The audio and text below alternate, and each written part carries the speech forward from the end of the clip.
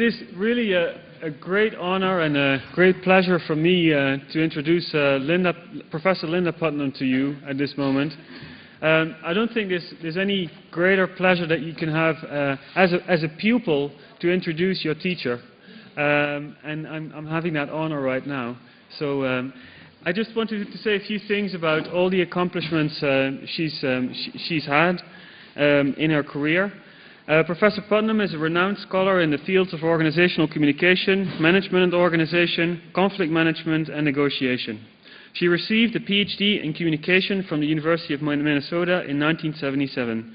After this, she became an assistant professor in the Department of Communication at Purdue University, where she later became an associate and full professor.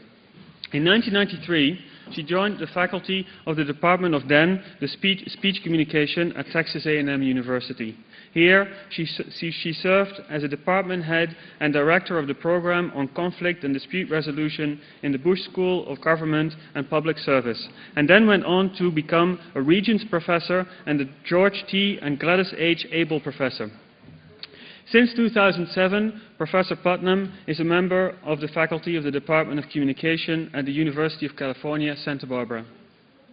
Professor Putnam has published numerous articles in reputable journals within the field of communication as well as beyond in other fields. Of course, she has published many other things as well, such as book chapters and book reviews and other things. Her work focuses on negotiation and conflict management in organizations, organizational discourse, and gender in organizations.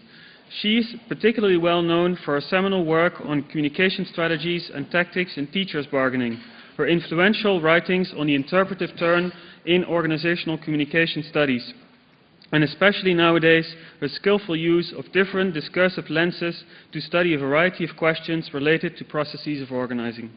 Her most recent research, funded by the National Science Foundation, the Environmental Protection Agency, and the William and Flora Hewlett Foundation, looks at conflict framing in multi-party environmental disputes. I think Professor Putnam's reputation crosses the globe and often precedes her.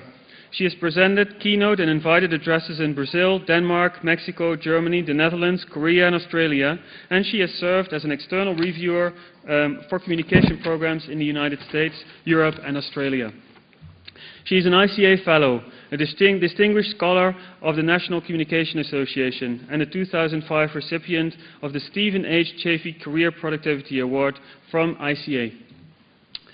There's many other awards she has received that I won't mention right now, but there are really too many to mention.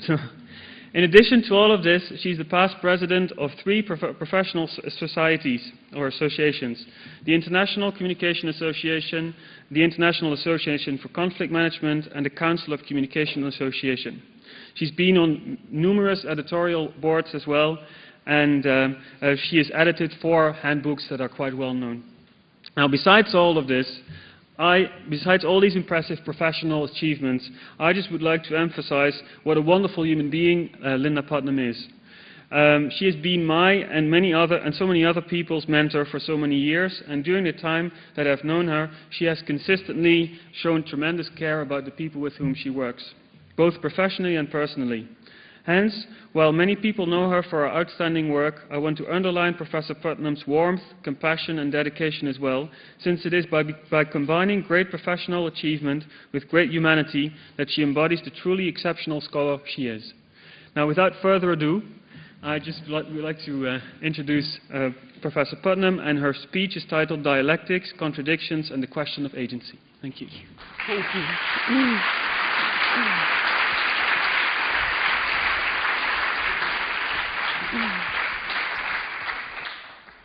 Thank you, Boris, for that introduction. And I want to also comment that I've changed my title slightly. Harry, you're not alone, and others, you're not alone. I do have a colon here, a very important colon, a tribute to James Taylor.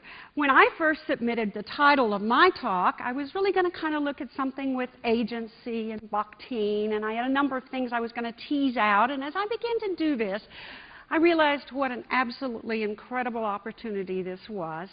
And what I really wanted to do is be part of this moment and be part of this opportunity. And so I've really kind of switched this foci. And I'm going to be looking at theory building and theory construction. And I'm going to be doing it with Jim Taylor and the text conversation approach to try to look at that. I also can say, why this theory? Why focus on this other than we're all here to do this? But I'll tell you, after doing this, I think it should be. And Harry, as you mentioned this morning, talking about the oncology of organizations and representation and practices and action, this theory has it. And it has it in a very recursive way. And it needs that close examination as a result of that. I also am going to do this in a way to kind of extend on other ways that we can work with this theory, apply this theory, use this theory.